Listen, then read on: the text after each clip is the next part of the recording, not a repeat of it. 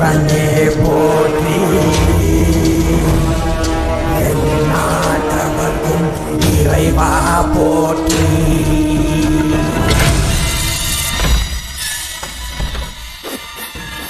ये कैसी गंध है? आसपास केवड़े के फूल हैं क्या? इतनी रात को केवड़े का खिलना शुभ संकेत नहीं है। सालों से मैं यहाँ रहा हूँ, ऐसी खुशबू मैंने कभी महसूस नहीं की। लगता है नाग हमारे आसपास ही है। महल का दरवाजा खोलना बेवकूफी होगी। अभी हमें यहाँ से चलना चाहिए। हम कल सुबह आकर वो मुकुट ले लेंगे। अभी यहाँ से चलते हैं। ज्यादा दिमाग मत लगाओ, ये सरकारी ऑर्डर है। कुल 16 प्रवेश द्वार है। शत्रु चाहे किसी भी रास्ते से यहाँ घुसे, वो यहाँ से जीवित नहीं जा पाता।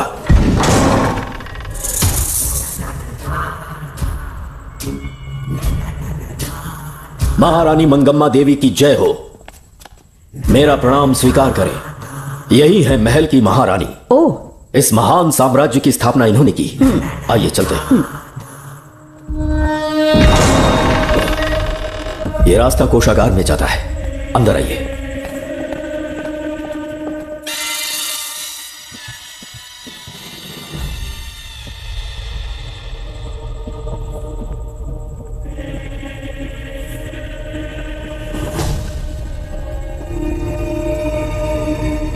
ये देवी नागमती का खजाना है, जिसे उन्होंने प्रजा की सेवा के लिए बरसों से संभाल कर रखा है।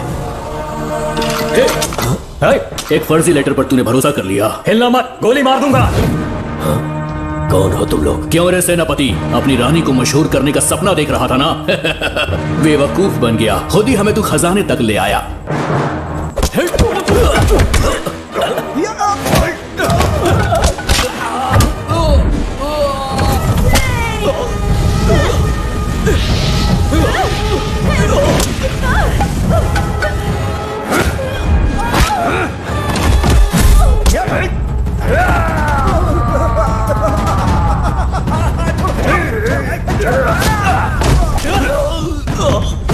मार डालो इसे।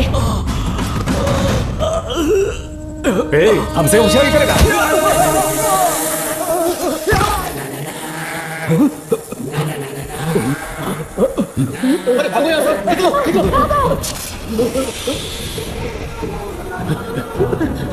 Oh my God! रास्ता कहाँ है?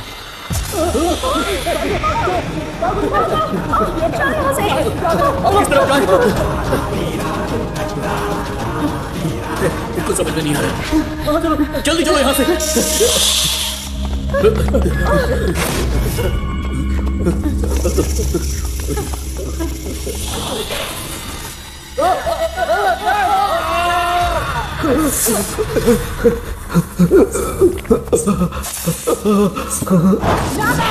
पीछे हटो। महारानी, इनसे दूर रहना।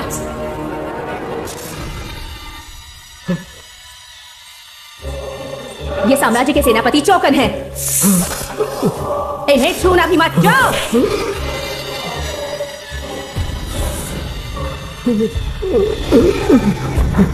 चौकन। महारानी, सांप के डसने से मेरी मौत हुई। इस देश की महारानी मंगम्मा हूँ मैं। महारानी आप अपनी नाग सेना के साथ वर्षों से इस राज्य और महल की रक्षा करती आ रही हूँ। बिना मेरी अनुमति के इंसान तो क्या, हवा भी इस महल में दाखिल नहीं हो सकती। आपको प्रणाम है महारानी। हाँ? महारानी, रानी, महारानी, रानी, महारानी, महारानी, रानी, महारानी, महारानी,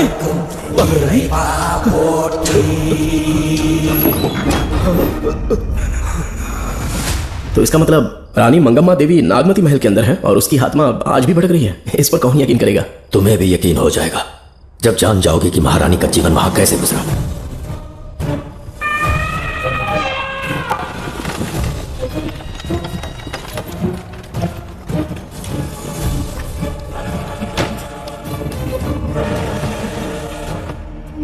महल में आपका स्वागत है ज्योतिषी। नमस्कार, लीजिए। पता चला आपने राजकुमारी की कुंडली उसी के लिए आया हूँ। इसी समय महारानी से मिलना चाहूंगा, उन्हीं को बताऊंगा। अवश्य पधारिए।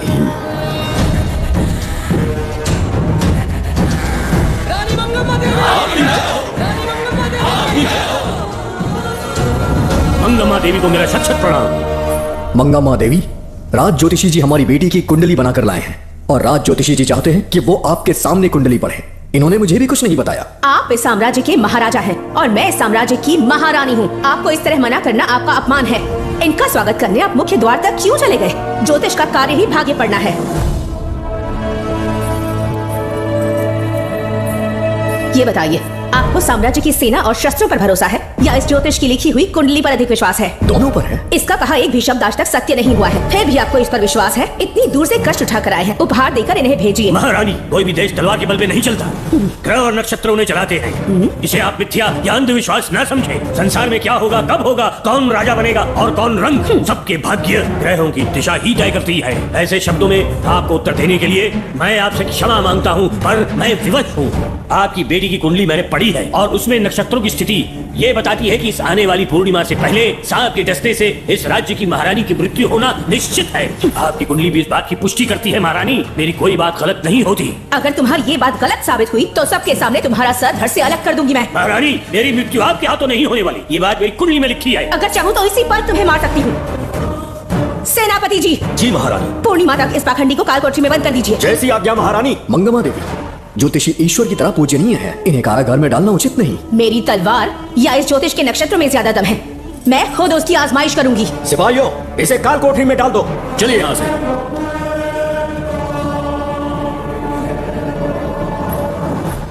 आप जल्दबाजी में निर्णय ले रही हैं और आपने जो किया है वो न्याय उचित नहीं है। ज्योतिषी जी की भविष्यवाणी गलत नहीं होती। उन्होंने पहले ही कहा था कि हमारा विवाह होने के पश्चात हम हिमालय के छोर तक राज करेंगे, और ठीक ऐसा ही हुआ। आपसे विवाह होने के पश्चात जब हमारी दूसरी पुत्री पैदा हुई तो हमने दक्षिण में भी विजय प्राप्त की। आज हर जगह हमारा साम्राज्य है। बेटी हमने पैदा की है।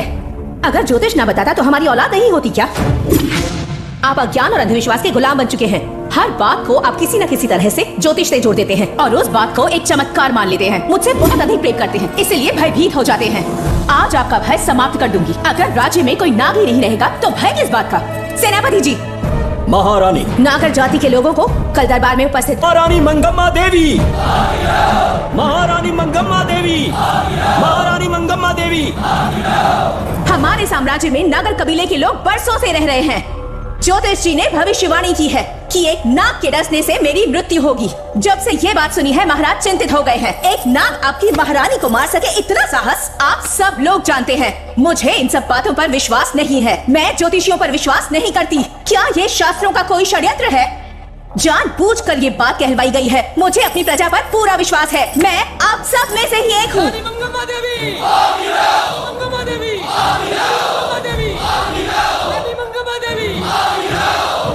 आपके महाराज को ये विश्वास दिलाना होगा कि वो ज्योतिष पाखंडी है। इस अंधविश्वास को हमेशा के लिए मिटाने का समय आ गया है। हमारी सेना के पास दुनिया के बेहतरीन अश्व हैं, हाथियों का दल है और मेरी तरह युद्ध कौशल से निपुण अनगिनत सैनिक हैं। हम नाग सेना बनाएंगे और मेरी इस नाग सेना में मैं आप सबको अपना सैनिक नियुक्त कर रही हूँ। जानते हैं किस लिए? बता सकते हैं कि आप लोगों का काम क्या होगा? आप बस हुक्म कीजिए। मार डालो सबको। मेरे साम्राज्य में एक भी सांप जिंदा ना रहे। मेरी आंखों के सामने मार डालो सबको। इस आने वाली पूर्णिमा से पहले यहाँ से सांपों का अस्तित्व मिट जाना चाहिए। महारानी, आपके लिए एक एक सांप को मार डालेंगे। अपनी सेना के सेनापति आप स्वयं चुनेंगे। नागप्पा।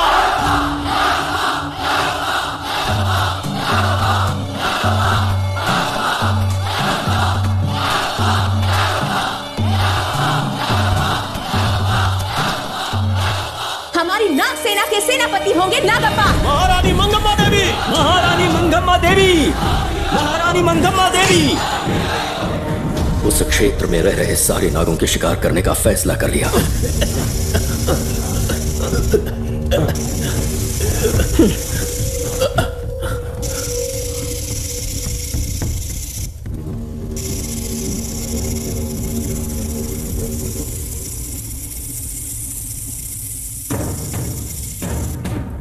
आक्रमण शुरू करो।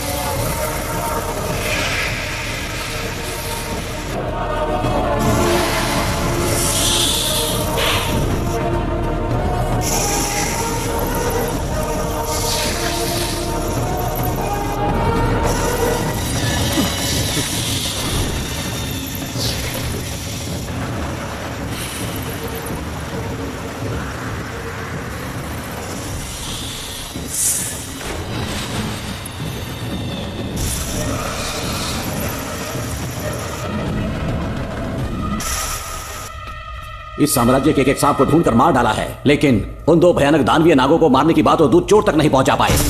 दोनों नागों को तोप से उड़ा दो, जैसी आज्ञा सेनापति की।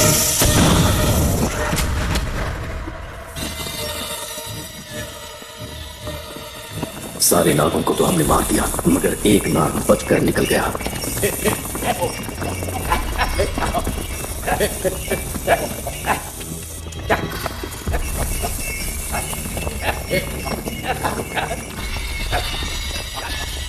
इन बैलगाड़ियों में क्या सामान आ रहा है? राजमहल के लिए फल और तरकारियां। ठीक है, पहले गाड़ियों की जांच कर लो, उसके बाद इन्हें अंदर जाने जी देना। नागप्पा।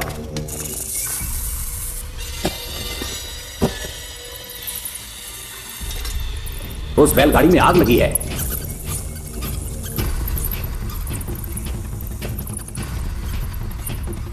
आपको भी नाक की गंध आ रही है? हाँ, नाक की गंध आ रही है। कुछ अपशकुन होने का आभास हो रहा है। सेना के एक एक सिपाही को यहाँ बुलाओ, नेवलों को बाहर निकालो। जैसे आप। इसी समय मुझे महारानी और सेनापति को चेतावनी देनी होगी। जी नागप्पा। जी। आधी रात हो चुकी है, आप अब तक जाग रहे हैं। ज्योतिषी ने जैसा कहा था वैसा कुछ भी नहीं हुआ। ये बात सोचकर मुझे बहुत खुशी हो रही है। बहुत बड़ा मक्कार है वो। बात गलत साबित होने पर उसके मुख पर निराशा का भाव देखने लायक होगा। उम्र भर सो नहीं पाएगा वो। अब उन्हें मुक्त कर देना चाहिए। मुक्त कर दूं? इसी समय सेनापति के साथ उससे मिलने जाऊंगी। मैं भी चलता हूँ। कौन है बाहर? बोलिए महारानी। राजकुमारी का ख्याल रखो। जैसी आज्ञा महारानी।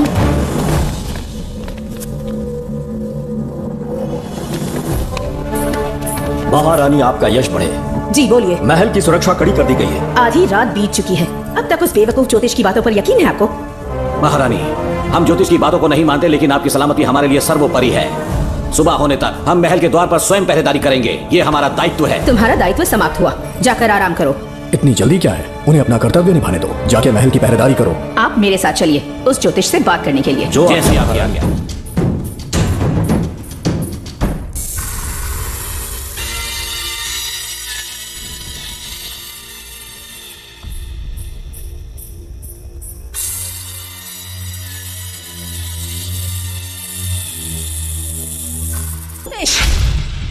सचमुच सो रहे हो या मृत्यु के डर से अपनी आंखें बंद कर ली हैं?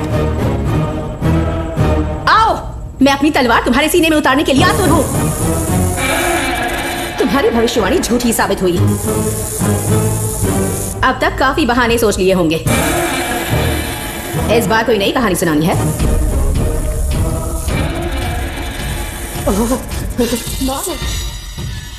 नाग, महल के भीतर नाग पहुंच चुका है। सब लोग यहाँ आइए, मुझे बताइए।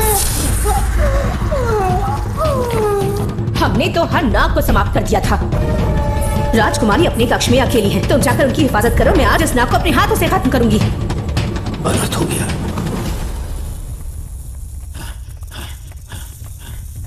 हाँ? मेरे पहरेदार को मार डाला उसने। मेरी बात गौर से सुनो, नाग महल में प्रवेश कर चुका है। ढूंढ निकालो उसे, वजूद खत्म कर दो उसका। जी नागप्पा। वीर सिंह, जी नागप्पा। ढूंढो उसे। जी। तुम पूर्व की तरफ देखो, तुम दक्षिण की ओर जाओ। चलो, बाकी सब पश्चिम की तरफ ढूंढो। आज उस नाग का मरना तय है।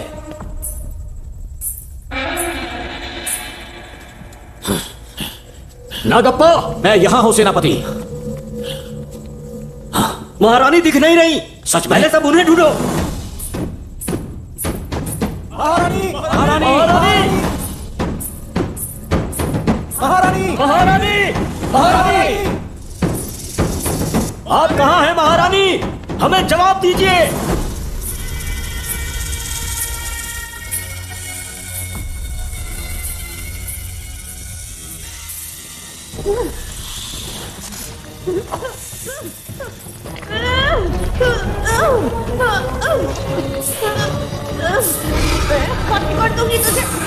महारानी, महारानी, महारानी।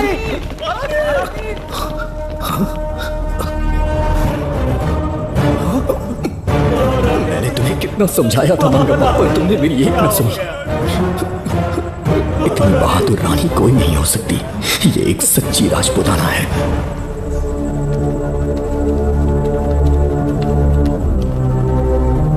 अब आ गए महाराज। महारानी ठीक तो है ना?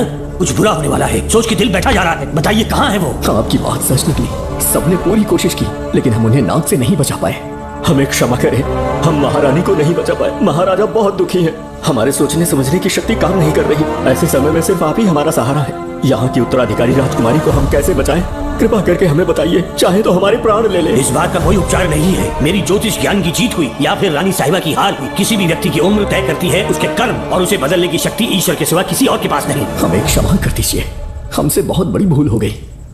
कृपया हमारा मार्गदर्शन करें। अगर वो नाग अभी तक राजकुमारी जी के पास नहीं पहुंच पाई हो तो उन्हें किसी गुप्त कक्ष में छुपा दो। इसके सिवा कोई दूसरा उपाय नहीं है क्या? राजकुमारी का नामकरण करो, लेकिन किसी नाग के नाम पर। नागमती बहुत ही उत्तम नाम है। उसके अतिरिक्त और क्या है? किसी ऐसे देश ले जाओ जहाँ सांप ना हो। अगली पूर्णिमा होने से पहले तुम्हें इसे यहाँ से काफी दूर ले जाना होगा। जैसा आपका आदेश। आपने हमसे 3 जहाज की मांग की, लेकिन ब्रिटिश गवर्नमेंट आपको इससे ज्यादा 4 जहाज और बहुत सारे नाविक भी देगी। पर इसके बदले ब्रिटिश गवर्नमेंट हमारे बीच हुए एग्रीमेंट में कुछ अलग तरह के बदलाव चाहती है। क्या उन्हें और अधिक धन चाहिए? नहीं, हमको कोई धन दौलत या जवाहरात नहीं चाहिए, बस हमको आपका वो महल चाहिए। अपनी पुत्री की रक्षा के लिए मैंने आपसे सहायता मांगी तो आपने मुझसे मेरी भूमि मांग ली।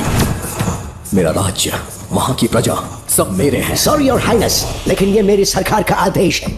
महाराज, आपसे अकेले में कुछ बात करनी है, अनुमति दें तो मैं कुछ कहूं? ठीक है। वाइसरॉय, क्या आप हमें थोड़ा समय दे सकते हैं? ओके। महाराज राजा वर्मा की, महाराज राजा वर्मा की, महाराज राजा वर्मा की, महाराज राजा वर्मा की। इस राज्य के सभी नागरिक सच्चे देशभक्त हैं। महाराज ने अंग्रेजों को समझाने की बहुत कोशिश की, पर वो नहीं मान रहे। हमारे हालात का फायदा उठाने के लिए राज्य के गौरव का प्रतीक इस महल को हथियाना चाहते हैं, पर महाराज ने साफ साफ इनकार कर दिया। अब आप ही हमें बताएं, क्या राजकुमारी को बचाना हमारा कर्तव्य नहीं? सेनापति जी, चाहे महल को खोना भी पड़े, हम राजकुमारी को अवश्य बचाएंगे। अगर इस साम्राज्य के वारिस को ही नहीं बचा पाए तो हम जीकर क्या करेंगे?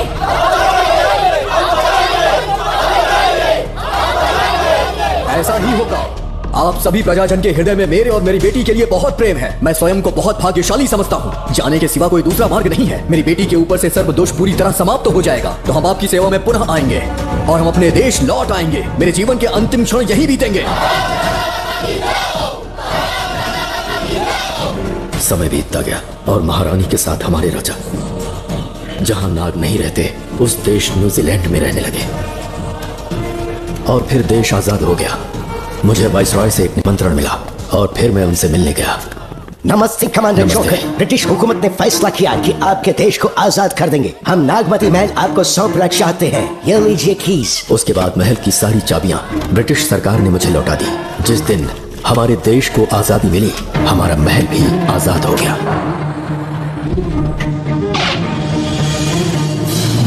ठीक 25 साल के बाद हमारे राजा राजकुमारी के साथ अपने देश लौटे और सीधे नागमती महल पहुंच गए।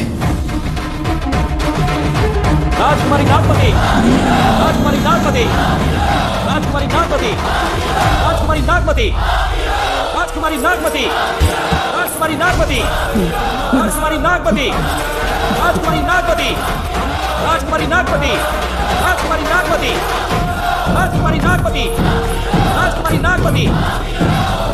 कौन है वहाँ? किस मकसद से यहाँ आए हो? अपना चेहरा दिखाओ। कौन है तो? ऐसे चोरों की तरह क्यों घूम रहे हो? चल अपना शॉल हटा। मैंने कहा शॉल हटा। हे, हे, कौन हो तुम? तुम्हारे पूरे शरीर में दाग कैसे? चल निकल यहाँ से। पहले से देश में ऐसा फैला है और तुम चेचक फैलाएगा। निकल यहाँ से। राजकुमारी जी को देख लेने दो। महाराज, पुलिस हमारे सेनापति को पीट रही है। उन्हें छोड़ दो, ये हमारे सेनापति हैं।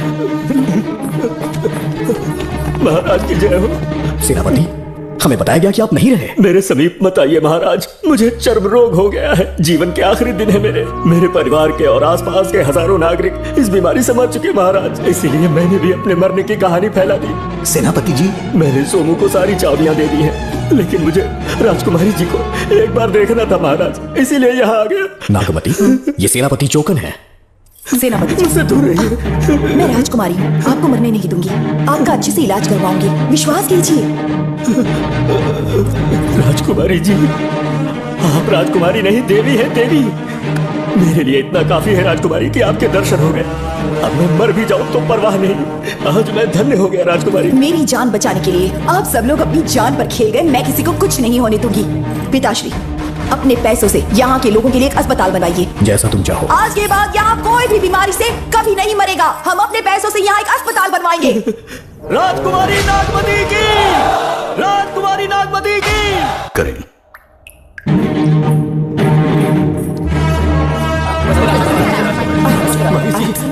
यहाँ आपका शुक्रगुजार हूँ। अब कैसी तबीयत है? पहले से ठीक लग रहा है ना आपको? मैं काफी ठीक हो चुका हूँ।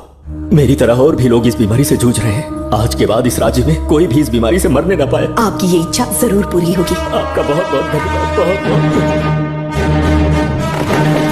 राजकुमारी नागमती, राजकुमारी नागमती, राजकुमारी नागमती, राजकुमारी नागमती, राजकुमारी नागमती, राजकुमारी नागमती, राजकुमारी नागमती।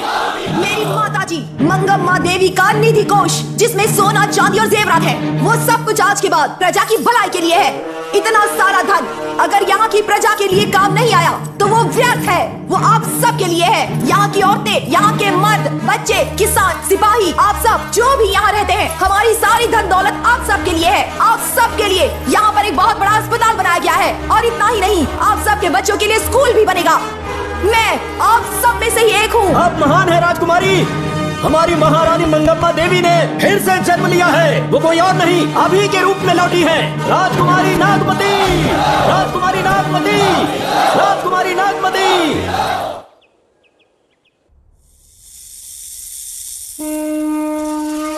हाँ साहब, राजकुमारी के कमरे से निकल रहा है।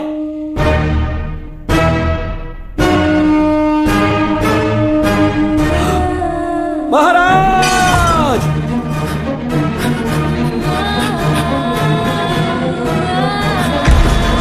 एक सांप ने राजकुमारी को मार डाला। आपके कहने का मतलब जब महारानी मंगम्मा मरी तो उसके मरने के बाद उसकी आत्मा अभी तक महल में भटक रही है? कमाल है, आप भी इस बात पर यकीन करते हैं? अगर अभी भी यकीन नहीं हो रहा तो बेल पे छूटने के बाद एक रात उस महल के सामने जाना, एक बार रानी को उनके नाम से पुकारना, मंगम्मा देवी अवश्य आएंगी। यहाँ जागरण का प्रोग्राम है क्या? क्या बकवास कर रहे हो तुम लोग? सो जाओ। चलो सो जाओ भाई, सुबह बात करेंगे। अपने को 10वीं का एग्जाम देने जाना है, फालतू का क्या हुक्म चला रहा है? अरे सुबह बात करेंगे। सो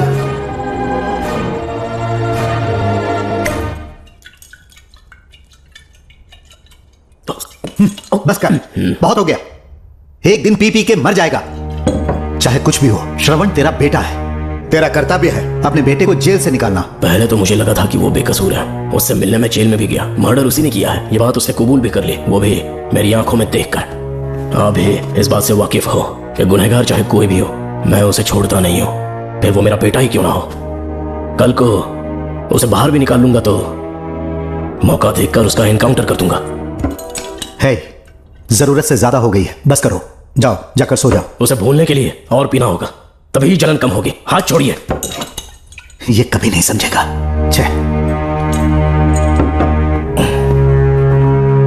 नमस्ते साहब। इतनी रात क्यों आए हो? ये श्रवण के बारे में बात करने आई है साहब। इसे यहाँ पर क्यों लाए हो? उससे मिलना है तो जेल में मिल लो। भूमि, एक बार उसकी बात तो सुन लो। साहब, सच्चाई क्या है वो बताना मेरी ड्यूटी है। ये क्या बोल रही है, कम से कम सुन तो लीजिए। बोलो, क्या बकना है? पुलिस स्टेशन में फोन आया कि एक लड़की ने आत्महत्या कर ली है, तो मैं और एसआई विक्रम साहब हम दोनों उसके घर गए।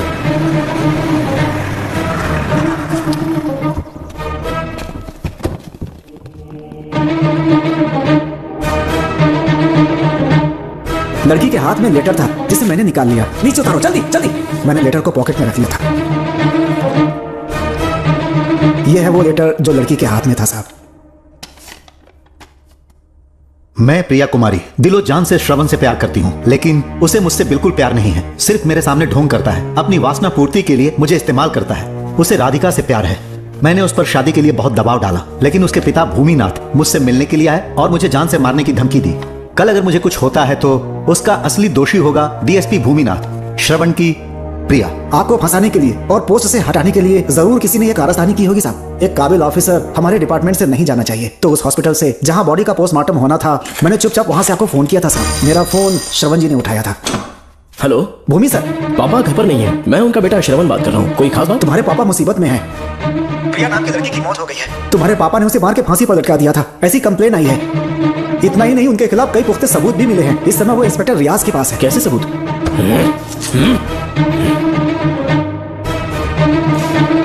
राहुल नाम का एक गवाह भी सामने आया है, उसने भी यही गवाही दी है कि तुम्हारे पापा ही कातिल है। क्या कहा उसने? सर, मुझे प्रिया से प्यार था, पर वो मुझसे प्यार नहीं करती थी। वो श्रवण से प्यार करती थी। श्रवण प्रिया और राधिका दोनों से प्यार करता था। वो दोनों भी उससे बहुत प्यार करती थी, पर प्रिया को ये बात बिल्कुल पसंद नहीं थी। राधिका और प्रिया में बहुत बहस हुई और इसीलिए उसने सुसाइड कमिट कर लिया। पुलिस राहुल के बयान को एविडेंस मानकर इस नतीजे पर पहुंच रही है कि तुम्हारे पापा ने ही हत्या की है। तुम्हारे पापा को अरेस्ट करने के लिए पुलिस कभी भी पहुंच सकती है। ठीक है, मैं देखता हूँ। तुम मुश्किल में ना फंस जाओ, इसीलिए सारा इल्जाम बिना अपनी परवाह किए खुद पे लिया, पर तुम ये नहीं समझ पाए। श्रवण को बचाने के लिए ये लड़की कोर्ट और थाने का चक्कर लगा रही है, बहुत परेशान है बेचारी। तेरा तो सिर्फ वो लवर है ना, मेरा तो वो बेटा है। बेफिक्र होकर अपने घर चली जाओ, मैं देखता हूँ क्या करना है।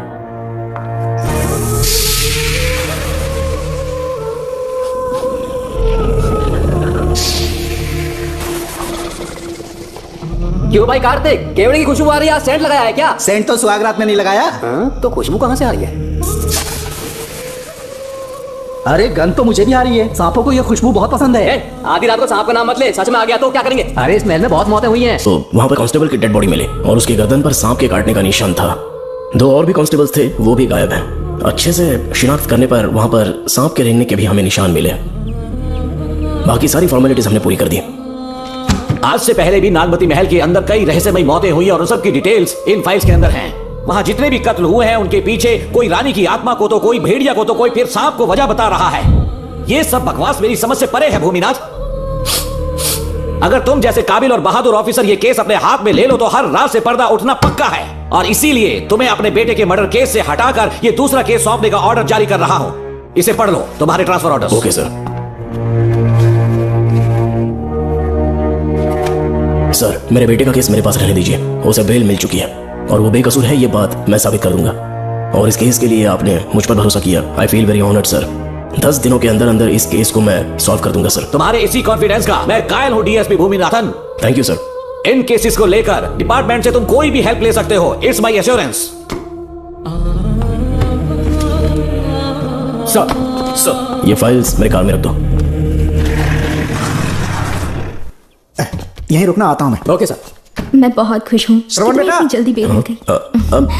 बोलिए। क्या हुआ? तुम दोनों यहाँ क्या कर रहे हो? पापा का ट्रांसफर हो गया ना, तो कमिश्नर के ऑफिस आए, उन्हीं का वेट कर रहे हैं। अरे रे, पिछले 2 महीने से उनके साथ चैन से ड्यूटी कर रहा हूँ, इतनी जल्दी ट्रांसफर हो गया? आज तक 2 महीनों से ज्यादा कहीं पर टिके नहीं है वो। ठीक कहा बेटा, तुम्हारे पापा तुम्हें बहुत प्यार करते हैं।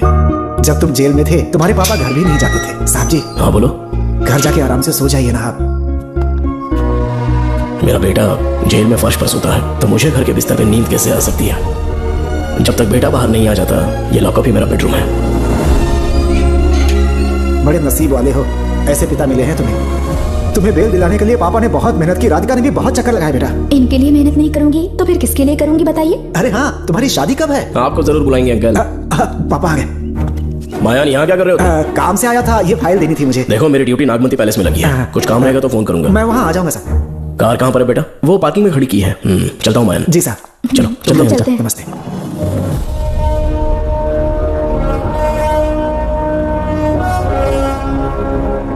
अंकल, ट्रेन आने में अभी 1 घंटा बाकी है, कहीं साइड में रोक दूं क्या? कहीं बैठ के कॉफी पीते हैं? नहीं बेटा, अब सीधे स्टेशन चलते हैं। पापा, वैसे मुझे एक डाउट है, आपने ये ट्रांसफर अपनी मर्जी से लिया या डिपार्टमेंट ने आप पर थोप दिया? मेरा काम देखकर ही डिपार्टमेंट ने मुझे ये काम दिया है। नागमती पैलेस का सिक्योरिटी हेड मेरे साथ जेल में था, वहाँ के बारे में उसने बहुत सी डरावनी कहानियां सुनाई। हाँ बेटा, वही आदमी जो वहाँ चोरी के इल्जाम में अरेस्ट हुआ था, सेनापति चौकन, क्या बता रहा था? यह कि नागमती की आत्मा ने बहुत सारे लोगों को मार डाला है। इतने लोग मरे तो वो खुद कैसे बच गया? नागमती की आत्मा के दिल में उसके लिए कहीं सॉफ्ट कॉर्नर है क्या?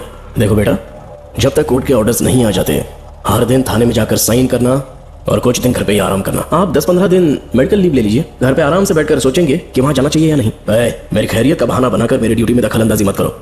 एक तो तुमने प्रिया के मर्डर केस में मैं फंस जाऊंगा, किसी और के किए जुर्म का इल्जाम तुमने अपने ऊपर लिया और जेल चले गए। काश थोड़ा सब्र से काम लेते तो उस रिजर्व टिकट को सबूत बनाकर मैं ये प्रूव कर देता कि क्राइम में तुम शामिल नहीं थे।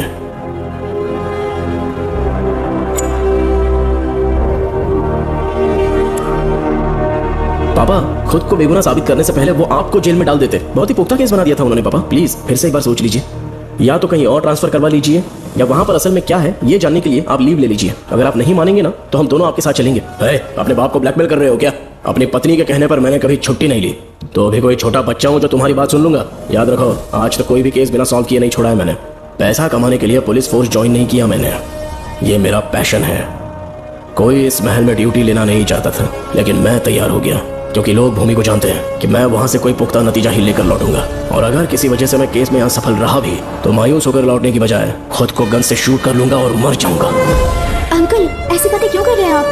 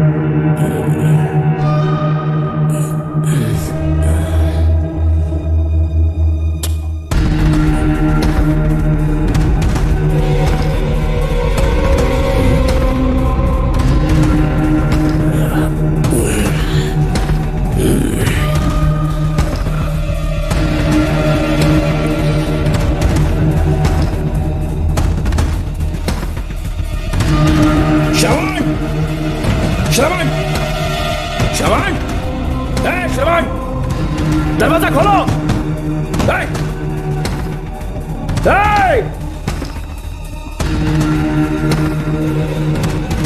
श्रवण, मैं ड्यूटी पर हूं। डिपार्टमेंट को रिपोर्ट करना होगा। अगर उन्हें पता चला कि तुमने मुझे किडनैप किया है तो तुम पर एफआईआर कर देंगे। सालों तक बाहर नहीं आ पाओगे तुम। उम्र भर जेल में सड़ोगे। अंकल, आज का अखबार और फिल्टर कॉफी। कुछ और भी चाहिए आपको? कहाँ है वो? वो 4 दिन बाद लौटेंगे। वो मुझसे कहकर गए हैं कि मैं आपका ठीक से ख्याल रखूं। अंकल, आपके सारे कपड़े अलमारी में रख दिए हैं। तो तुम भी उसके साथ शामिल हो। जल्दी दरवाजा खोलो। आपको बीपी की प्रॉब्लम है, चिल्लाना सेहत के लिए अच्छा नहीं है। चाबियां वो अपने साथ ले गए हैं। तो किसी को बुलाकर ताला तोड़वा दो। जब तक वो नहीं कहेंगे तब तक नहीं कर पाऊंगी। दरवाजा खोलोगे कि नहीं? आप कितना भी जोर से चिल्लाइए, कोई नहीं सुनने वाला। कुछ भी कहिए, आपके बेटे की प्लानिंग एकदम सॉलिड है।